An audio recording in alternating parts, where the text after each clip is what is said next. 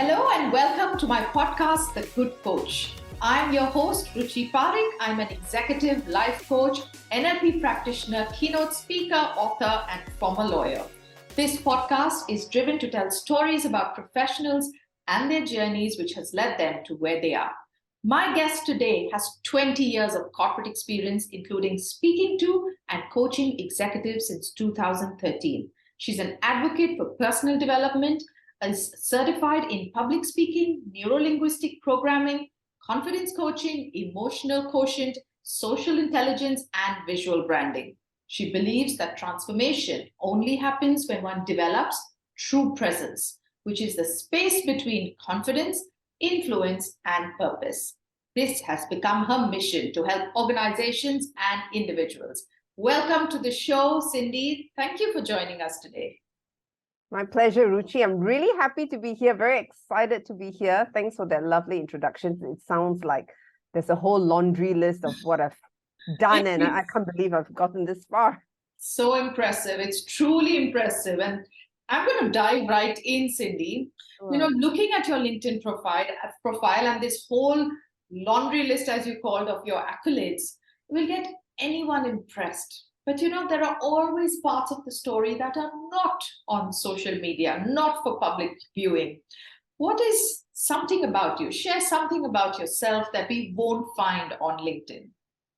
Yeah, I will definitely do that. And, it's interesting that, I've taken all these personal development courses and accolades. And when I think about it, I start to ask myself, why did you spend, by the way, there was a ton of money spent and time spent to have to take up all these programs, right?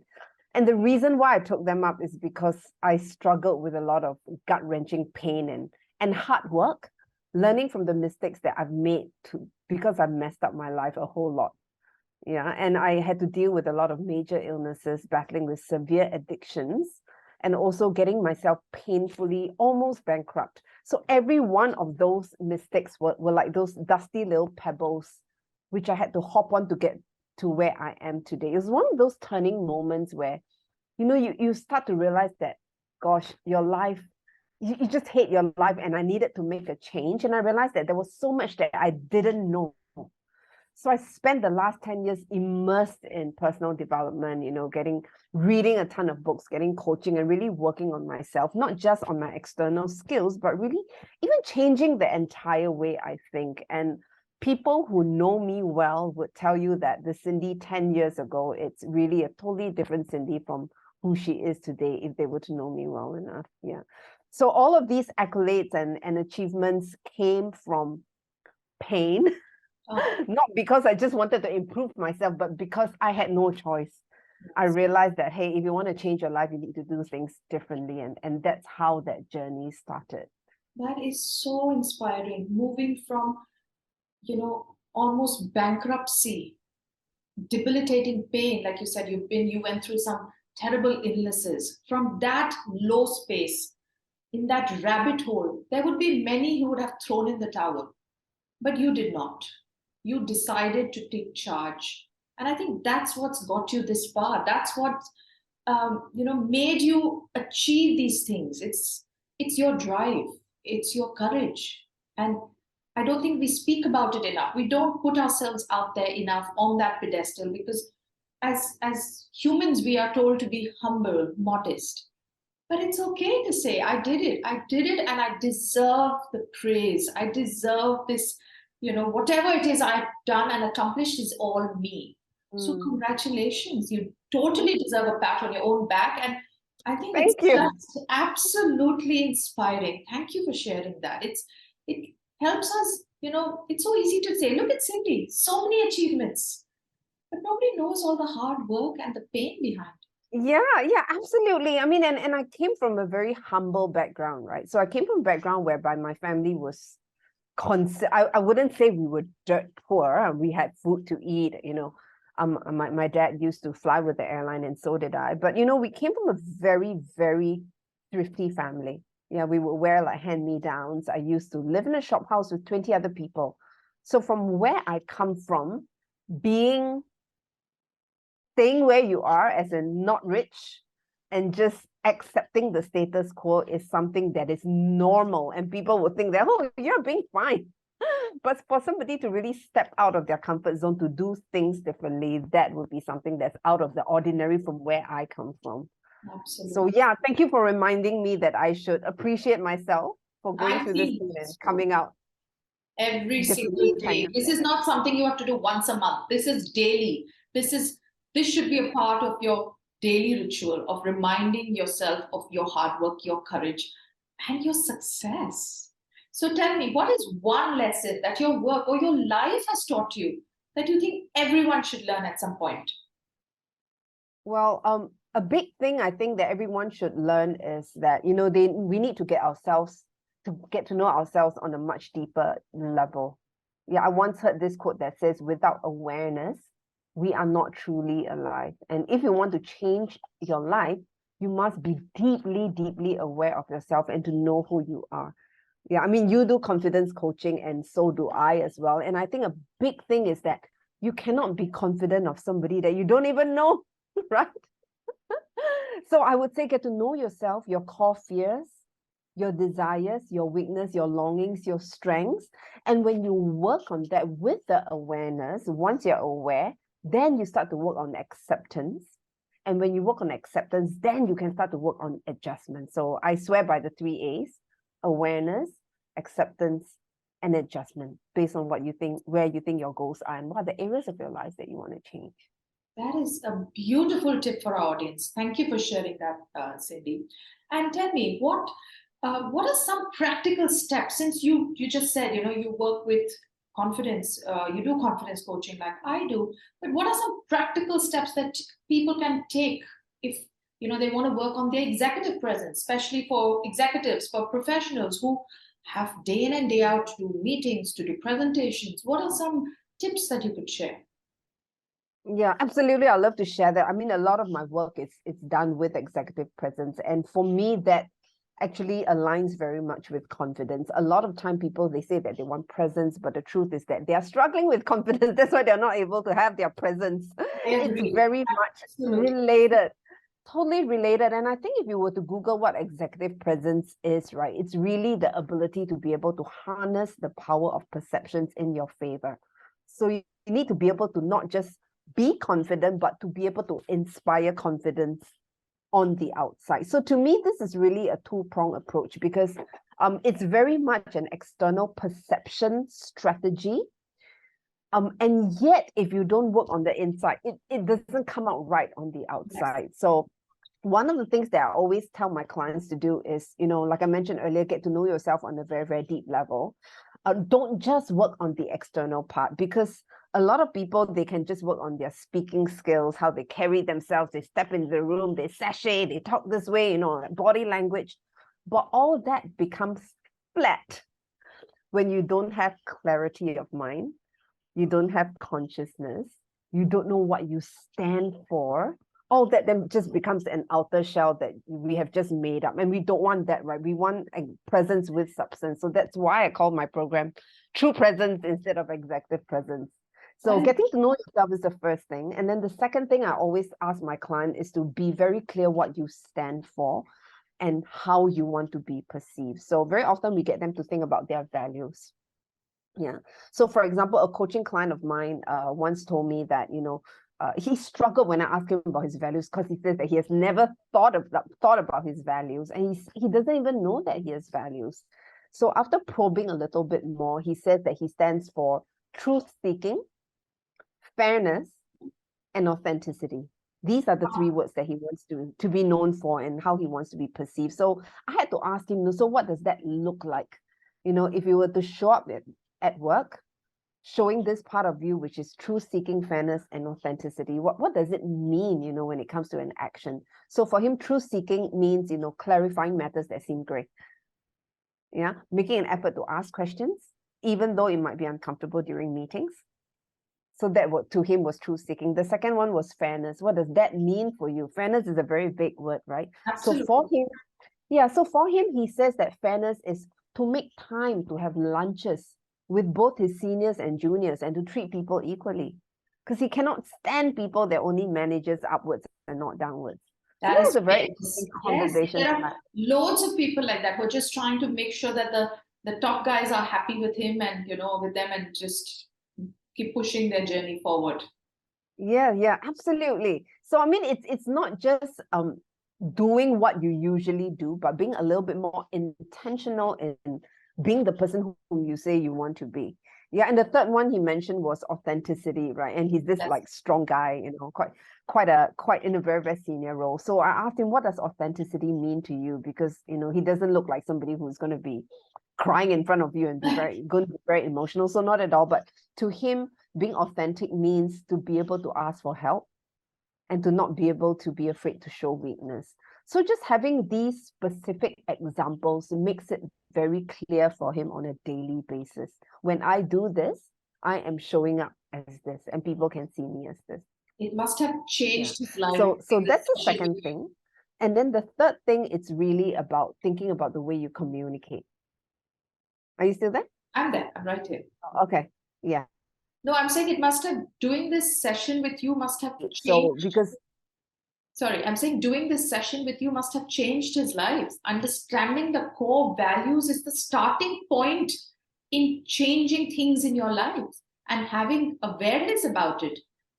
Previously, he was unaware, and now having awareness can blow up in your mind with possibilities and opportunities.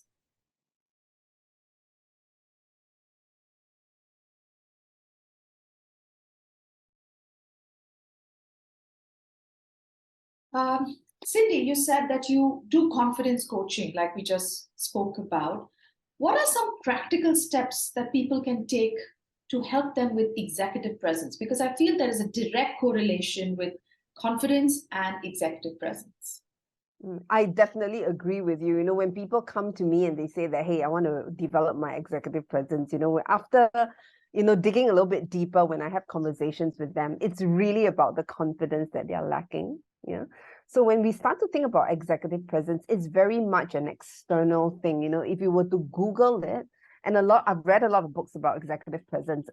There's one definition that says that executive presence is to be able to harness the power of perceptions in your favor. So how can you inspire confidence so that people want to listen to you? They would want to be influenced by you. But the thing is that if you were to work only external part, and if you're an empty shell, then people can see that your presence is kind of lacking in substance. So what I usually do is, a 3-step process that it's quite simple. Of course, for each step, we have more that goes into it.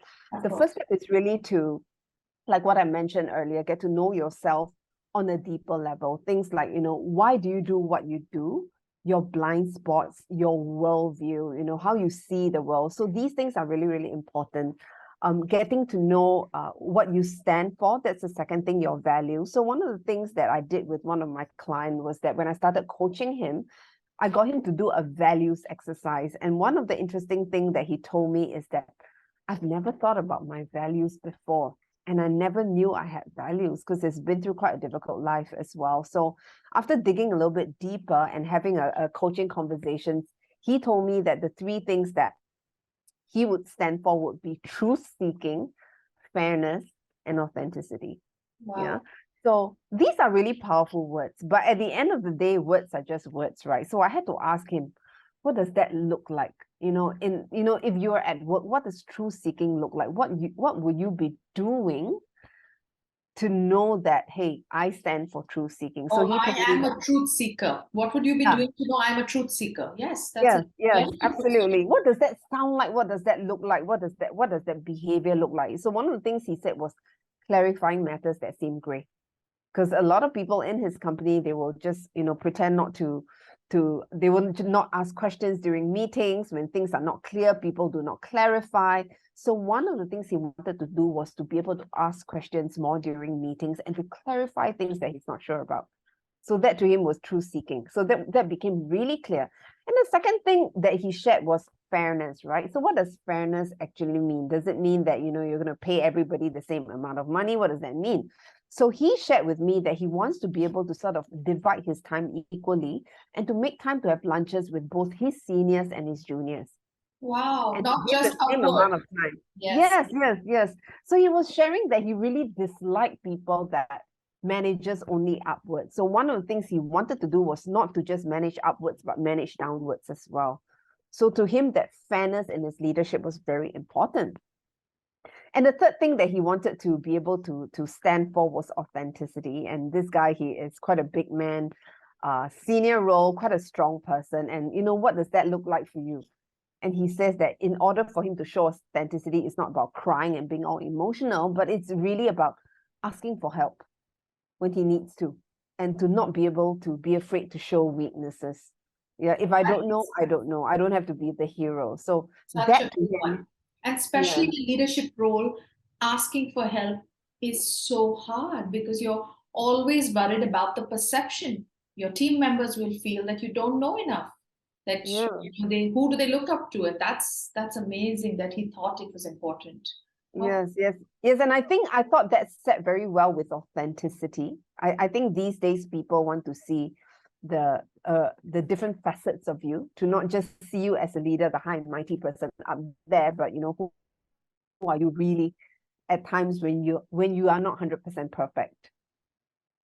that's amazing. I think this coaching session must have truly taken his life to the next level. Starting with I would not, think so. sorry? Yeah, I would feel so as well, because Yes. from the getting to know himself and what he stands for, we can then now strategically work on your communication, because remember, at the end of the day, executive presence is the external perception on the inside, needs to be communicated on the outside. If not, it's still sitting inside here. So what does that look like on the outside? So that's when we Sorry, start to Cindy, can you repeat that? I think you froze when you said executive presence is on the. Can you say that whole thing again, please? Yeah, I was saying that executive presence is external perception. So now that you know who you are and what you stand for, you Yes. now need to be able to communicate it on the outside. And it starts, like I tell my clients, it's an inside job. It always Absolutely. starts from the inside. You cannot have confidence. You cannot show up with great executive presence if internally you are torn, unaware, and just confused about your own self. So, Yeah, absolutely. And I love what you say. You know, when a person is confused, you cannot be confident about something that you don't know. You cannot be confident about something that you're confused of. yeah. So the inside job, and I love that word. And one of the books that I plan to write this year, I want to call it Inside, actually. I Wow. believe that that's such an important thing, and people don't always prioritize that. They prioritize external skills, right? So they say, okay, how do I speak better? My body language, I come across confident. But if you don't do the inside work, then everything is just an act. And after a while, you know, it might not be aligned with you. You feel that, hey, this is not authentic to you. What are we trying to do here? Well, what I really tell people is that, you know, we're not just working on executive presence, we're working on your true presence. So Beautiful. it really True is an inside presence. job. Yes, it is. And if it's not authentic, it will fade away sooner than later. Yeah, absolutely. Beautifully answered question, Cindy. Thank you so much. That was some amazing value for our audience and listeners. Tell me something. If you could give one piece of advice for your teenage self, what would that be? One piece of advice, I took a bit of time to think about that. My 18-year-old self, what was I doing at that age? And I was drinking like a fish, dating guys that were double my age. Gosh, it was a very messed up season of my life. And I think I was a very nervous person, even though it didn't come across that way, but I was very nervous. I was always very afraid of, very concerned about what people thought about me. I was always thinking that I'm not enough. So I think that if I were to go back and give myself a piece of advice, it would be, I would tell my younger self, I'm sorry really for putting you through all of this pain, and allowing yourself to go through all of that derogatory remarks to yourself. I was always insecure and anxious and complaining that my life is a piece of worthless crap. I used to tell people that, and always my mantra was life sucks. How Life sucks. sad. Yeah. I mean, it's that way, Yeah. life was never beautiful. It was, I need to do what I need to do to get through this part of my life. It was just, so drinking was like a common way to ease the pain most of the time. So I think I would tell my younger self, I'm sorry, and I will probably say something like, God has got a great plan for you. And one day you're going to do work that changes people's lives, and you're enough, and I love you. I think that will be what I will tell And myself. life We does need to not take suck. care. Life is beautiful. It is beautiful right now, and I'm glad that, as we grow older, we see things totally different. You become just so much more calm as a person. Yes, I'm so glad you saw the beautiful and the beauty in life and you got to this stage. So, congratulations on that too.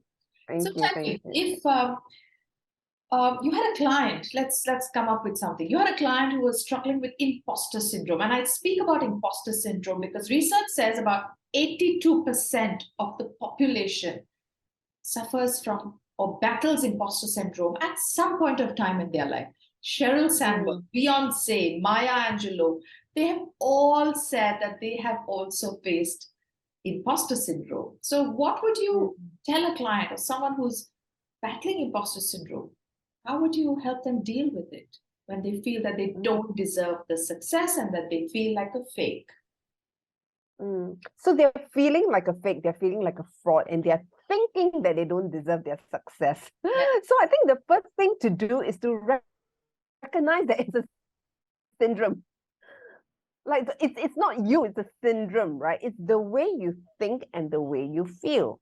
So I would say the sentence I would use would be to dance with it, but not be derailed by it. Because I personally feel I suffer with that a lot, and I think it's still work in progress for me to have to struggle with imposter syndrome.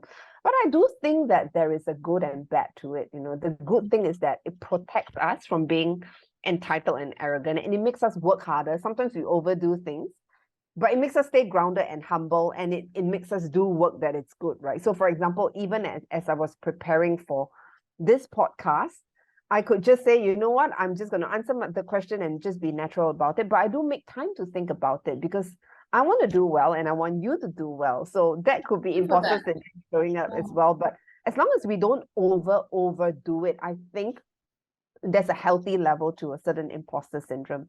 So there's a good and bad. The bad thing is that, sometimes we could discount ourselves and we forget all the good work we've done. And then we panic, right? And we feel that we don't know anything. So I feel that imposter syndrome is really the way you think and feel. And the way we think and feel is a pattern which could have been developed through the overlays of family upbringing, culture, or possible trauma. So to a person who is struggling with imposter syndrome, I would say go back to basics by creating healthy foundational beliefs in yourself. Beautiful. And Healthy foundational I beliefs. love your sentence. Dance with it, but don't get derailed by it. Yes. How well put, Cindy. I think that's something I'm going to remember because, like you said, I as well, there are moments I may be a confident girl, but it's taken me years of hard work and working on myself to get where I am. So, yes, I do battle with the imposter syndrome too at times where I question myself, did it all happen by chance, by luck? Was it something else, a higher force? It wasn't me. And then it's Mm, just you have to, like you said, go back to your beliefs, figure mm, it out, remind yourself that separate fact from fiction, remind yourself that you have worked hard. I think it's so, mm. so needed at that time.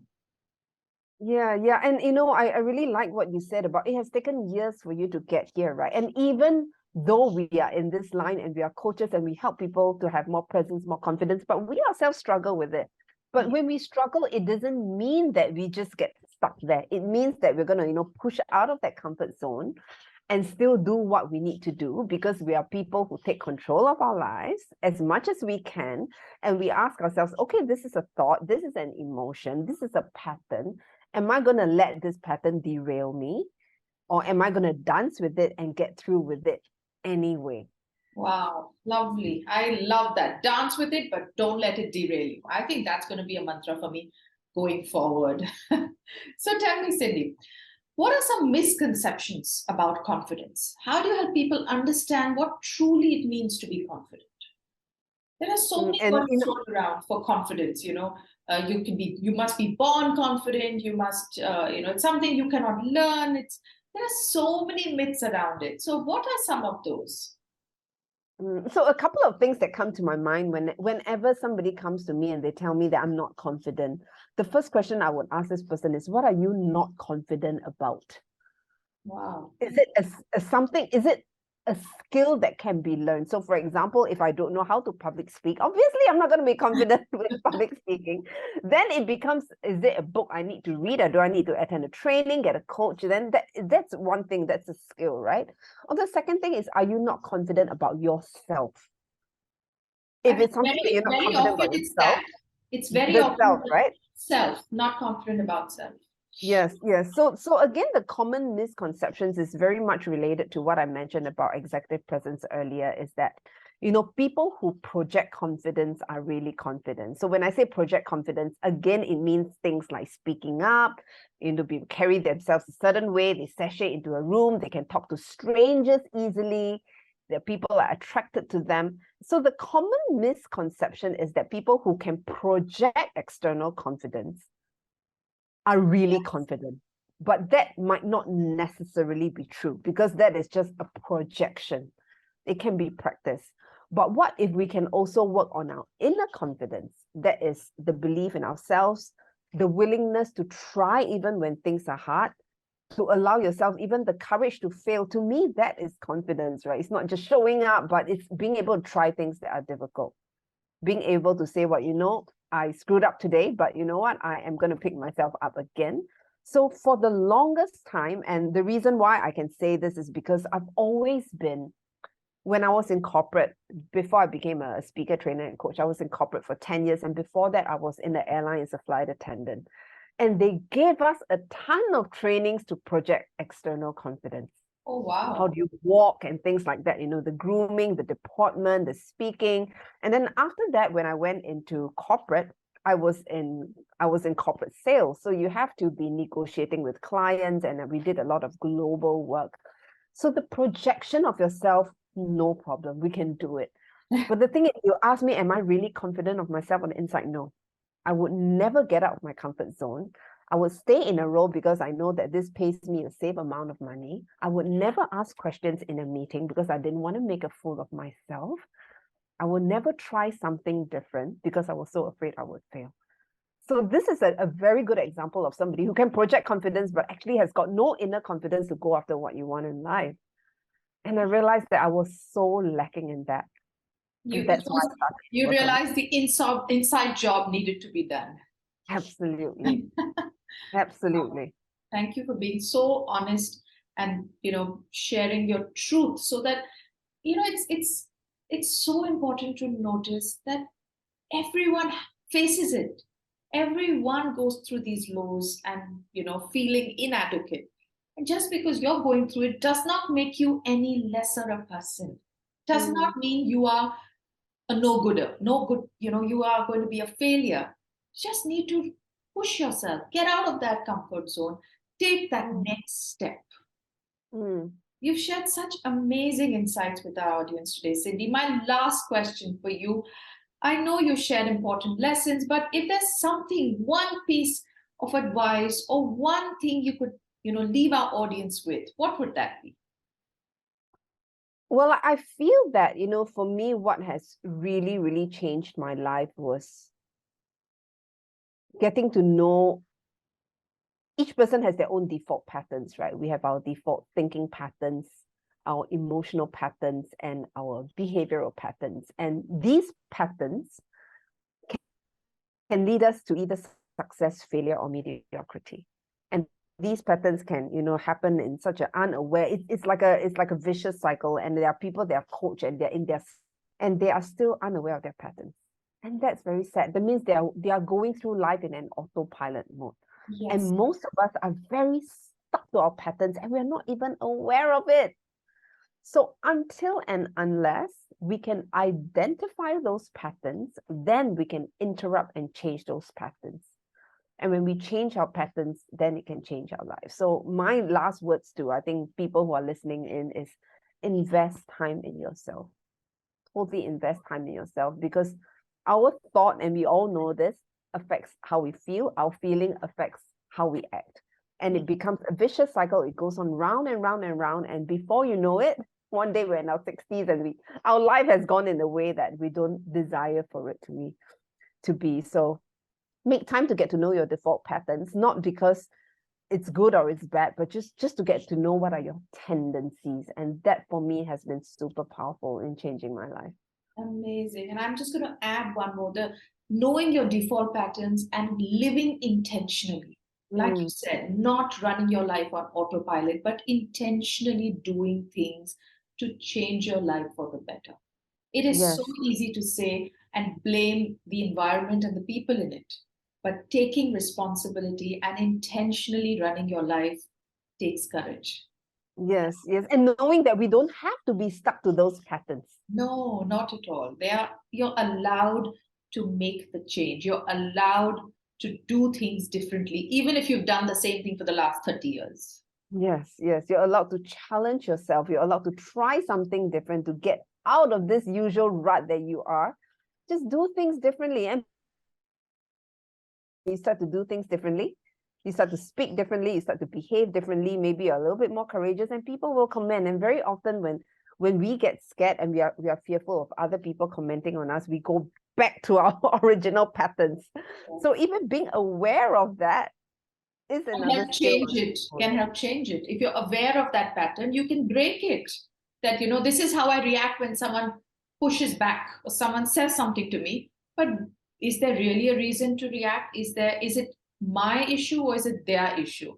There are so many ways you can deal with it. And of course, work with a coach. Yeah, totally.